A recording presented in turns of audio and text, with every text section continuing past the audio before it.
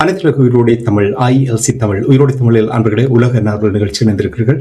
உலக நார்வல் நிகழ்ச்சியில் பிரித்தானியாவிலிருந்து போரியல் ஆய்வாளர் அரசோக இணைகின்றார். வணக்கம் அரசோகலே. வணக்கம் ராஜாணி. அனைத்துலக உயிரோடை தமிழ் உறவுகளுக்கு அன்பு இருந்த வணக்கம். இன்னொரு உலக நார்வல் நிகழ்ச்சி இணைந்திருக்கிறோம். தொடர்ந்தும் ஈரான் இஸ்ரேல் அமெரிக்காவுக்கு இடையிலான போர் பேச்சுவார்த்தை சமாதான முயற்சிகள் தொடர்பான விடயங்களை பார்ப்போம். ஆரம்பத்தில் தொடங்கினார்கள் 15 அம்ச கோரிக்கை என்றார்கள், 10 அம்ச கோரிக்கை என்றார்கள், 3 அம்ச கோரிக்கை என்றார்கள், பேசப்போவதில்லை என்றார்கள். இப்பொழுது பார்த்தால் மீண்டும் 14 அம்ச கோரிக்கையோடு முன்வைக்கப்பட்டிருக்கின்றது போல் தெரிகின்றது. பேச்சுவார்த்தையினுடைய நிலைமை எவ்வாறு இருக்கின்றது என்று கூறுவீர்களா? இருதரப்பும் மாறி மாறி படை களங்களை அல்லது படைத்துறையை பலப்படுத்தி வருகின்ற அதே சமயம் இருதரப்பும் பேச்சுவார்த்தை தொடர்பாக மாறி மாறி அறிக்கைகளை விட்டுக் கொண்டிருக்கிறார்கள். அதற்குரிய ப்ரொபோசலை அனுப்பி கொண்டிருப்பதாகவும் கூறுகிறார்கள். இப்போது இறுதியாக ஈரான் 14 அம்ச திட்டத்தை ட்ரம்பின் மேசையில் வைத்திருப்பதாக இந்த ஆக்சியோஸ் நிறுவனம் செய்தியை வெளியிட்டிருக்கின்றது. மேலும் அதன் கட்டமைப்பு எல்லாவற்றையும், அதாவது புதிய இந்த 14 அம்ச திட்டம் எல்லாவற்றையும் மாற்றுகிறது என்று கூறியிருக்கிறது. இந்த திட்டம், புதிய திட்டம் அறிந்த 2 வட்டாரங்களின் அடிப்படையில் ஈரான் வியாழக்கிழமை ஒரு குறிப்பிட்ட உறுதிமொழிகளுடன் 14 அம்ச திட்டத்தை சமர்ப்பித்திருப்பதாகவும், அதில் முதல் கட்டமாக ஹோர்முஸை மீண்டும் திறப்பது, அமெரிக்க கடற்படை முற்றுகையை முடிவுக்கு கொண்டு வருவது, ஈரான் லெபனானில் உள்ள போர்களை நிரந்தரமாக முடிவுக்கு கொண்டு வருவது ஆகியவற்றை உள்ளடக்கிய ஒரு ஒப்பந்தத்தை எட்டுவதற்கு 1 மாத கால பேச்சுவார்த்தை, அதாவது 30 நாள் கொடுத்திருக்கிறார்கள் முதலாவது கட்டத்துக்கு. இரண்டாவது கட்டம், அந்த ஒப்பந்தம் எட்டப்பட்ட பின்னரே அணுசக்தி திட்டம் குறித்து மேலதிகமாக 1 மாத கால பேச்சுவார்த்தை நடத்தப்படும். அதாவது இன்னொரு மாதம் அதற்கு, அதாவது 60 நாள் திட்டம். கடந்த வாரம் ட்ரம்ப் நிராகரித்த திட்டத்தின் ஒரு மேம்பட்ட வடிவமாக இதை கொண்டு வந்திருக்கிறார்கள். முந்தைய திட்டம் முற்றுகையை நீக்குமாறும் அணுசக்தி பேச்சுவார்த்தைகளை கால வரையறையின்றி ஒத்திவைக்குமாறு ட்ரம்பை கேட்டுக் கொண்டிருந்தது. இந்த திட்டத்துல அணுசக்தி திட்டத்தை, புதிய திட்டத்துல அணுசக்தி பேச்சுவார்த்தையை மறைந்து விடாமல் பின்பற்றுவதற்கான ஒரு உறுதியான காலக்கெடு குறிப்பிடப்பட்டிருக்கிறது. அதாவது 2வது கட்டத்துல நாங்கள் வேணுமென்றா அணுசக்தி திட்டத்தை பேசலாம் என்று. தெஹ்ரானுக்கு அவசரமாக தேவைப்படும் உடனடி பொருளாதார நிவாரணத்தை முன்கூட்டியே வழங்கும் அதே வேளை ஒரு விரிவான தீர்வை கோருவதற்கு தேவையான கால அவகாசத்தை ட்ரம்புக்கு வழங்கும் ஈரான் முயற்சி இது என்று கூறப்படுகிறது. ட்ரம்பின் பதில், இதற்கான பதில் ட்ரம்பின் ஒரு கலவையாக இருப்பதாக ஆக்சியோஸ் ஊடகம் தெரிவித்திருக்கின்றது. அதாவது அவர் நேற்று இது தொடர்பாக கூறியிருந்தார் தனக்கு அது திருப்தி இல்லை என்று சொல்லி.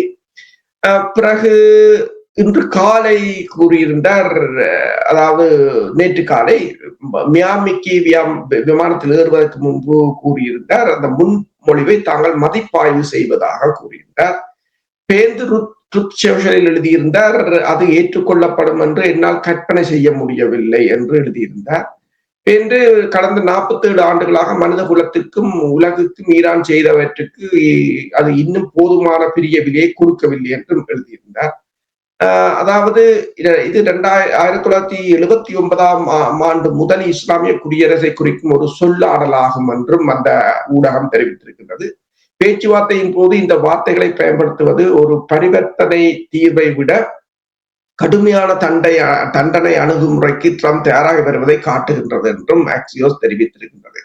அதாவது சுருக்கமாக கூறினால், அதாவது இந்த இஸ்ரேலும் அமெரிக்காவும் தொடர்ச்சியான அந்த போரை ஈரான் லெபனான் மீது நிறுத்த வேண்டும், முழுமையாக அமெரிக்காவின் படைத்தளங்கள் அங்கிருந்து அகற்றப்பட வேண்டும், கடற்படை முற்றுகை முழுமையாக எடுக்கப்பட வேண்டும், ஈரான் க்ளோஸ் பண்ணப்பட்ட நிதி விடுவிக்கப்பட வேண்டும், காம்பன்சேஷன் ஈரானுக்கு வழங்கப்பட வேண்டும், தடைகள் எடுக்கப்பட வேண்டும், எல்லா பகுதி லெபனான் உட்பட எல்லா பிராந்தியத்திலும் போர் நிறுத்தப்பட வேண்டும், இந்த ஹோர்முஸ் நீரிணைக்கு ஒரு மெக்கானிசம் புதிய ஒரு செயல் திட்டம் ஒன்று அறிமுகப்படுத்தப்பட வேண்டும் என்று கோரிக்கை விடுக்கப்பட்டிருக்கிறது. இதுதான் இந்த 14 அம்ச கோரிக்கை என்றும் வேறு சில ஊடகங்கள் போட்டிருக்கின்றன. இந்த 14 அம்ச கோரிக்கைகளை நீங்கள் கூறும் பொழுது டொனால்ட் ட்ரம்ப் அவர்கள் கூறுகிறார், தன்னால் ஒரு உடன்பாட்டை எட்ட முடியாது என்று நான் நினைக்கவில்லை என்று கூறுகின்றார். உங்களுக்கு தெரியும், இந்த அணு ஆயுதம் தயாரிப்பது, அணுசக்தி தொடர்பாக அவர் விட்டுக் கொடுப்பதற்கு தயாராக இல்லை என்றதை தெரிகின்றது. ஆனால் இங்கே டொனால்ட் ட்ரம்ப் அவர்கள் ஒன்றுமே செய்ய முடியாத ஒரு நிலைக்கு ஏதோ ஒரு விதத்தில் இந்த பேச்சுவார்த்தையை அவர்கள் கொடுத்திருக்கின்ற இந்த 14 அம்ச கோரிக்கை முன்மொழிந்திருக்கின்றதில் ஏதோ ஒரு விதத்தில் சில மாற்றங்களை கொண்டு வந்தாவது ஏற்றுக்கொள்ள வேண்டிய ஒரு நிலைக்கு வந்திருக்கின்றார். அதான் ட்ரம்பை பொறுத்தவரையில் மீண்டும் போருக்கு செல்வதற்கான வாய்ப்புகள் அல்லது போருக்கு செல்வதென்றாலும் ஒரு நீண்ட கால போரை எதிர்கொள்வதற்கு அமெரிக்கா தயாராக இல்லை என்றதான் எல்லோருடைய கருத்துக்களாகவும் இருக்கின்றது. அமெரிக்காவிலும் கிட்டத்தட்ட 61% மக்கள் அந்த போருக்கு எதிராக இருக்கின்றார்கள்.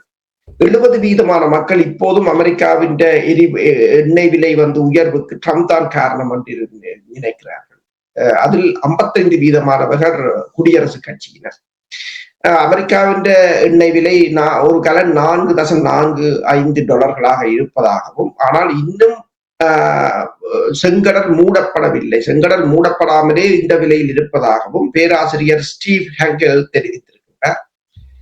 அப்படி என்று பார்க்கும்போது இப்ப ட்ரம்பை பொறுத்தவரையில் இந்த சென்டிமெண்டாக மார்க்கெட்டை ஏற்றி இறக்கி செய்வது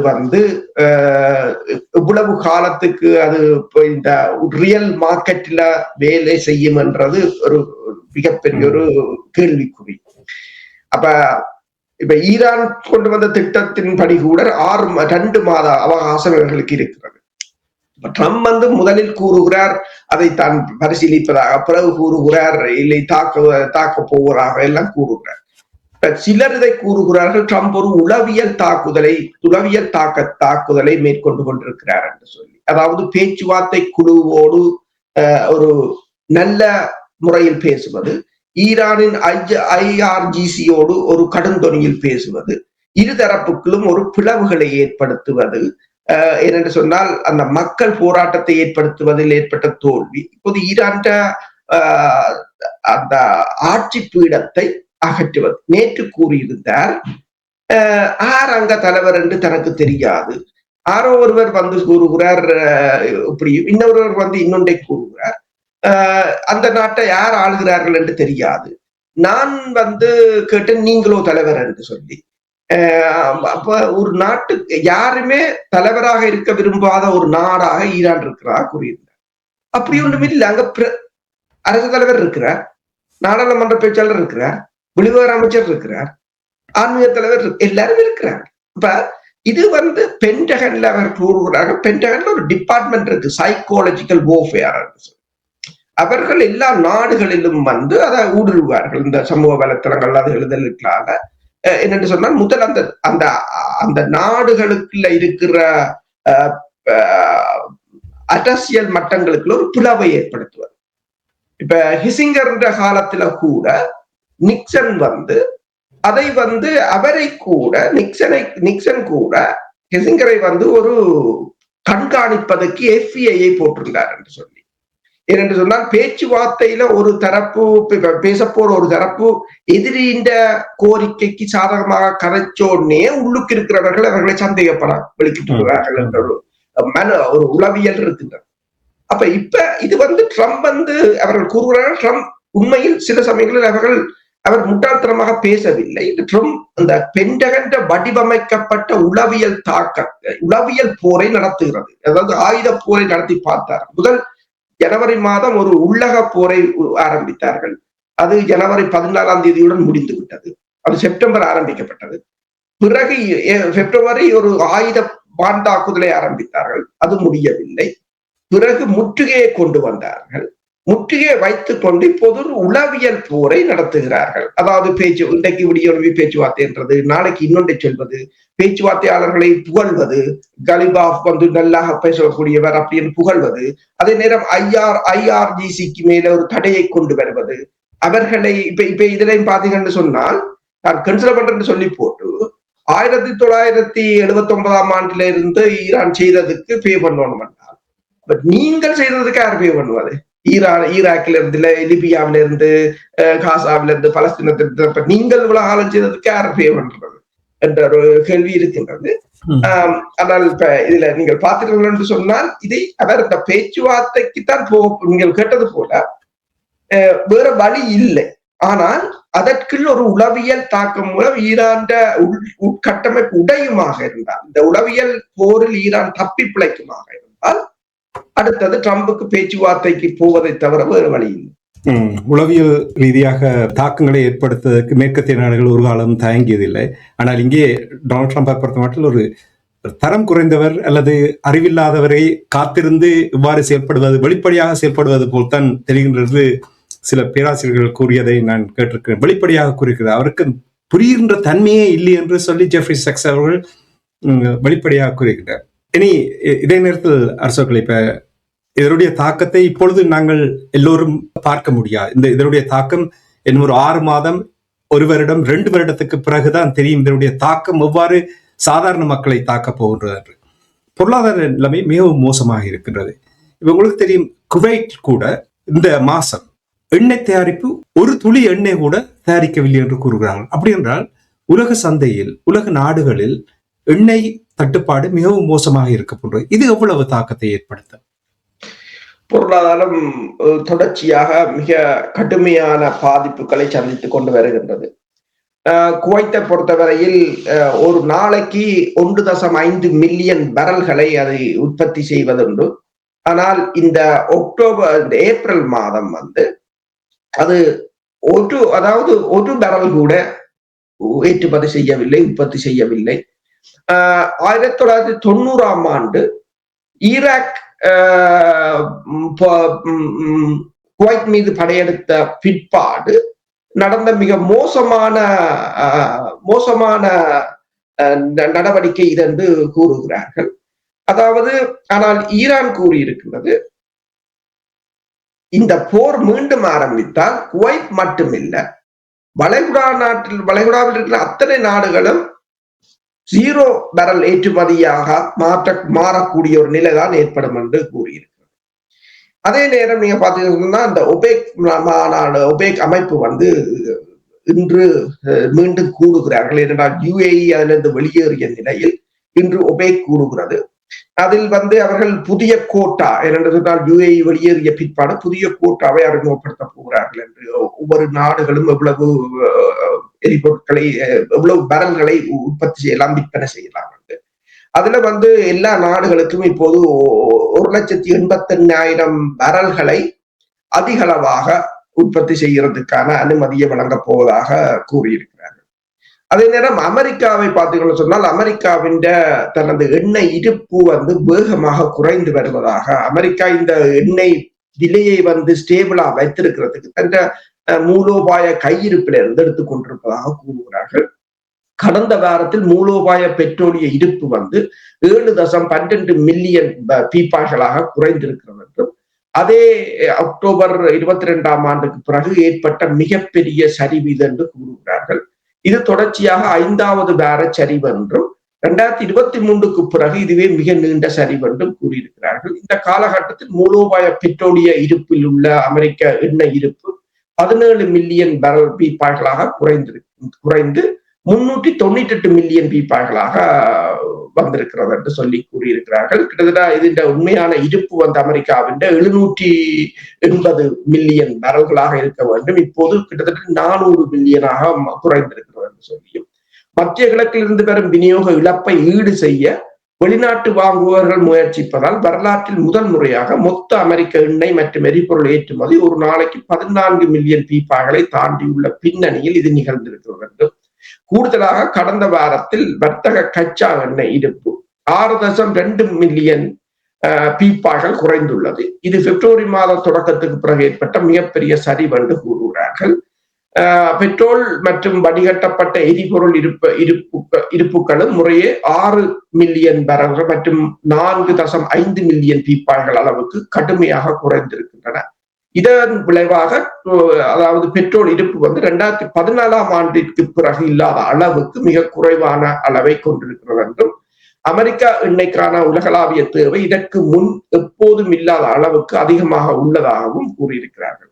அவர்கள் இந்த தற்போதைய தேவைகளை பூர்த்தி செய்வதற்காக தங்கள் கையிருப்பில் இருப்பதை எடுத்து வெளியில் கொடுப்பதால் இந்த மிகப்பெரிய ஒரு வீழ்ச்சி கண்டிருக்கிறது. ஆனால் இந்த தொடர்ச்சியாக இந்த செங்கடல் இந்த ஹெர்முஸ் மூடப்படுமாக இருந்தால் இது மேலும் பலத்த சேதத்தை கொண்டு வரும். இந்த கையிருப்பு தான் இப்போது இந்த எண்ணெய் விலையை $140-150 பீப்பா செல்லாமல் பாதுகாத்து கொண்டிருக்கிறது. அதே சமயம் ஜெர்மன் ஸ்பீகல் என்ற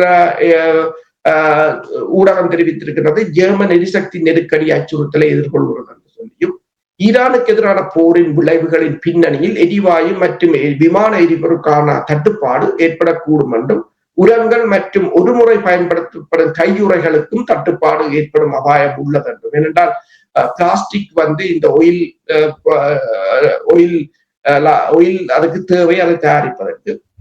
கொரோனா வைரஸ் பெருந்தொற்று மற்றும் உக்ரைன் போருக்கு பிறகு ஜெர்மனி மீண்டும் ஒரு நெருக்கடி நிலையை சந்திக்கிறது என்றும், நாட்டின் தொழில்துறை அபாய எச்சரிக்கை விடுத்திருக்கிறது என்றும். ஆனால் அதிபரும் பொருளாதார அமைச்சரும் தங்கள் பொறுப்புகளை தட்டி கழித்து போதுமான நடவடிக்கையை எதிர்கொள்ளவில்லை என்று கூறியிருக்கிறார்கள். அதே சமயம் பிரித்தானியாவில் கூறப்படுகிறது, கடந்த 2 வருடத்தில் 5,81,000 வர்த்தக நிலையங்கள் மூடப்பட்டிருப்பதாக கூறியிருக்கிறார்கள்.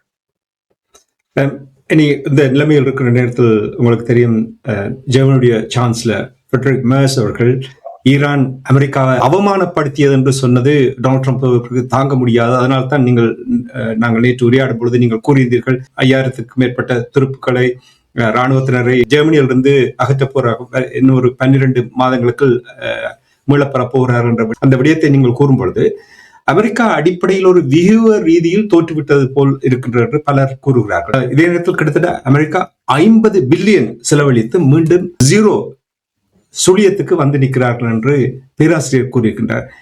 இப்ப நிறைய தகவல்கள் அமெரிக்காவிலிருந்து பேராசிரியர்களுடைய புத்திஜீவிகளுடைய கருத்துக்கள் வருகின்றது. இது என்ன செய்தியை கூறுகிறது? என்று சொன்னால், அதாவது மேஜர் ஜெனரல் ரெண்டி மேனர் என்றவர் கூறியிருக்கின்றார். என்னென்று சொன்னால், அமெரிக்கா இந்த ஈரான் போரில் கிட்டத்தட்ட $50 பில்லியன் செலவழித்ததாக கூறுகிறார்கள். ஆனால் பூச்சிய நிலைக்கு திருப்பும் மீண்டும் பழைய நிலைக்கே வந்திருக்கிறார்கள் என்று கூறியிருக்கின்றார். இது அந்த பிராந்தியத்தில் இருக்கின்ற நாடுகளின் நம்பகத்தன்மையை முற்றாக இழப்பதற்கு சமன் என்று கூறியிருக்கின்றார். அது மட்டுமல்லாது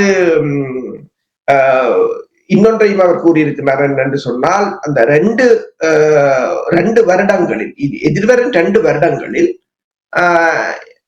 மத்திய கிழக்கில் சீனா மத்திய கிழக்கு நாடுகளில் உள்ள படையினருக்கு பயிற்சியை கொடுக்கிறதை நீங்கள் பார்க்கக்கூடியதாக இருக்கும் என்றும், அதாவது அமெரிக்கா அந்த பிராந்தியத்தை இழந்து விட்டதாகவே அது கருதப்படும் என்றும் கூறியிருக்கின்றார். அதே போல பேராசிரியர் ஜோன் மெசைன்மர் கூறியிருக்கின்றார் என்று சொன்னால், அமெரிக்கா 4000 டொமஹாக் ஏவுகணைகளில் கிட்டத்தட்ட 1000 இழந்து விட்டது என்று, 3000 தான் இருக்கிறது. அதுக்கும் ஈரான் போன்ற ஒரு சிறிய நாடுடன் உளவுத்தை இழந்திருக்கிறார்கள். அதே போல தாட் ஏவுகணையில் கூட 25% இழந்திருக்கிறார்கள். ஆனால் ஈரான் இவர்கள் அதே நிலைமையில் சீனா தாய்வான் போரை எவ்வாறு எதிர்கொள்வார்கள் என்று, ஏனென்றால் ஈரானை விட கிட்டத்தட்ட 20 மடங்கு வேகமாக சீனா தாக்கும் என்று கூறியிருக்கின்றார். அப்ப அந்த நிலையில் தாய்வான் போரை இவர்களால் எதிர்கொள்ள முடியுமா என்ற கேள்வியை கேட்டிருக்கின்றார். மத்திய கிழக்கில் கிட்டத்தட்ட ஒட்டுமொத்தமாக 40 பேட்ரியாட் பேட்டரிகள் இருந்தன. ஆனால் அவ்வளவும் அழிக்கப்பட்டு பிறகு தென்கொரியாவிலிருந்து பேட்ரியாட்டை கொண்டு வந்திருந்தார்கள். இப்போது தென்கொரியா, ஜப்பான், தாய்வான்ல 9 பேட்ரியாட் பேட்டரிகள் இருக்கின்றன. தென்கொரியா, ஜப்பான் எல்லாவற்றையும் சேர்த்தா 40. ஆனால் இந்த 40ஐ வைத்துக் கொண்டு சீனாவுடன் போரிட முடியுமா என்ற கேள்வியையும் கேட்டிருக்கிறார். அதாவது அவர்கள் கூறுகிறார்கள் என்று சொன்னால், அமெரிக்காவின் கெப்பாசிட்டி இவ்வளவுதான் இவர்களால் முடியும் என்பதை இந்த போர் அம்பலப்படுத்தி இருக்கின்றது. இனியும் இவர்களால் போரை விடுத்துவிட்டு ஏதோ ஒரு வழியில் சமாதானம் மூலம் என்று சொன்னால் ஒவ்வொரு நாள் இந்த முடக்கமும் வந்து உலகத்தின் பொருளாதாரத்தை பிளீட் பண்ணி உலகத்தின் பொருளாதாரம் இழந்து கொண்டே அல்லது நெருக்கடிக்கு தள்ளிக்கொண்டே இருக்கும் என்று சொல்லியும் பல நாடுகளில் அரசியல் நெருக்கடிகளாக அது மாறிக்கொண்டிருப்பதாகவும் கூறியிருக்கிறார்கள். இப்ப நாங்க 2-3 நாட்களுக்கு முன்னதாக பேசியிருந்தோம். UAE, ஐக்கிய அரபு அமீரகம், இந்த ஒபேக் நாடுகளில் அந்த அந்த எண்ணெய் தயாரிக்கும் எண்ணெய் வழங்கும் நாடுகளுக்கான அமைப்புகள் இருந்து வெளியேறுவதாக கூறியிருந்தார்கள். இன்று கூட அந்த ஒபேக் பிரதிநிதிகள் கூடுகிறார்கள் போல் இருக்கின்றது. என்ன தொடர்பாக ஆராய்வதற்காக இந்த கூட்டம்? ஒபேக் நாடுகள் வந்து என்று கூடுகிறார்கள் என்று சொன்னால் UAE வெளியேறிய நிலையில் மீதி இருக்கிற 7 நாடுகளும் வந்து தாங்கள் எவ்வளவுக்கு எரிபொருட்களை உற்பத்தி செய்யலாம் என்ற UAE இழப்பை ஈடு செய்வதற்காக ஒவ்வொரு நாடுகளும் 1,88,000 பரல்கள் கூடுதலாக உற்பத்தி செய்வதற்கான புதிய கோட்டா முறைகளை அறிமுகப்படுத்துவதற்காக கூட இருப்பதாக கூறப்படுகிறது. அதே சமயம் நீங்க பாத்தீங்கன்னு சொன்னால் இப்ப இதில் ரஷ்யாவின் எரிபொருள் வந்து இதில் பெருமளவில் இப்போது இந்த அமெரிக்காவும் ரஷ்யாவும் பெருமளவில் எரிபொருட்களை விற்பனை செய்து கொண்டிருக்கின்றன. ரஷ்யாவின் எரிபொருள் விற்பனை மார்ச் மாதம் வந்து $19 பில்லியன் எட்டியிருப்பதாக கூறியிருக்கிறார்கள். ஆனால் உக்ரைன் வந்து தொடர்ச்சியாக ரஷ்யாவின் எரிபொருள் கப்பல்களை அல்லது எரிபொருள் சுத்திகரிப்பு நிலையங்களை தாக்கி அளித்திருக்கின்றது. அதனூடாக இந்த உலகத்தின் எரிபொருள் விலையை மேலும் உயர்த்தும் நடவடிக்கையாகத்தான் உக்ரைன் நடவடிக்கை இருப்பதாக கூறப்படுகிறது. அதே சமயம் நீங்க பாத்தீங்கன்னு சொன்னால் இப்ப இன்னொன்றையும் கூறுகிறார்கள். இந்தோனேஷியா வந்து இப்ப மலாக்கா நீரிணை, அதாவது ஹார்மூஸ் நீரிணையை வந்து ஈரான் அதற்குரிய அந்த நிதியை அறவிடுமாக இருந்தால் மலாக்கா நீரிணை வந்து இந்தோனேஷியா அதிலும் நிதியை அறவிட முடியும் என்று சொல்லியும் அந்த நீரிணை 2.8 கிலோமீட்டர் அகலம் கொண்டதென்றும் கிட்டத்தட்ட 16 மில்லியன் பரல்கள் எண்ணெய் ஒவ்வொரு நாளும் அதனால் வருகிறது என்றும், இப்ப இதற்கு 20 மில்லியன் பரல்கள், அது 16 மில்லியன் பரல்கள், 25% உலக வர்த்தகம் அதுக்குள்ளால் தான் நடக்கிறது. சீனாவின் 60% எண்ணெய் வந்து அந்த பாதைகளால் தான் வருகிறது. ஜப்பான், தென்கொரியா போன்ற நாடுகள் 80% வளங்களை அந்த பாதையினூடாகத்தான் நம்பி இருக்கிறார்கள் என்று சொல்லி. அப்ப இப்ப சுயஸ் கால்வாய் வந்து அவர்கள் ஒரு வருடத்துக்கு கிட்டத்தட்ட $10 பில்லியன் உழைக்கிறார்கள் அதில் அந்த பணமாக வாங்கி என்று. அதே போல இந்தோனேஷியா இதில் நிதியை அறவிடுமாக இருந்தால் கிட்டத்தட்ட 10 தொடக்கம் $20 மில்லியன் $20 பில்லியன் ஆண்டுதோறும் உழைக்கலாம் என்று கூறியிருக்கிறார்கள். என்னென்று சொன்னால் இப்ப எரிபொருள் தட்டுப்பாடு, அதனை வைத்துக் கொண்டு எவ்வளவு தூரம் அதை வியாபாரமாக்குவது என்ற போட்டியில் எல்லா நாடுகளும் ஈடுபட்டு கொண்டிருக்கின்றன. அமெரிக்கா ஒரு வளம் தன்னுடைய எரிபொருட்களை விற்பனை செய்வதில், வெனிசுலாவிலிருந்து கைப்பற்றப்பட்ட எரிபொருட்களை விற்பனை செய்வதில் மும்முரமாக இருக்கிறது. அதே சமயம் இப்போது ஒபேக் நாடுகளும் வந்து இந்த UAE வந்து உங்களுக்கு தெரியும், UAE வெளியில் போனது வந்து தாங்கள் கூடுதலாக உற்பத்தி செய்யலாம் என்றது ஒரு காரணத்தை காட்டி அதை ஈடு செய்வதற்கு இவர்களும் இப்போது ஒவ்வொரு நாடுகளும் கிட்டத்தட்ட 2 லட்சம் பரல்களை மேலதிகமாக உற்பத்தி செய்ய போவதாகத்தான் கூறுகிறார்கள். நன்றி அரசுகளே. ஈரான், இஸ்ரேல், அமெரிக்காவுக்கு இடையிலான தற்பொழுதுள்ள நிலைமைகளை உயிரோடி தமிழ் உறவுகளோடு பயந்து கொண்டமைக்காக உயிரோடி தமிழ் அன்பர்கள் சார்பாக நன்றி குறிக்கொண்டு மீண்டும் இன்னொரு நிகழ்ச்சி இணைந்திருப்போம். அதுவரைக்கும் நன்றி, வணக்கம். நன்றி, வணக்கம்.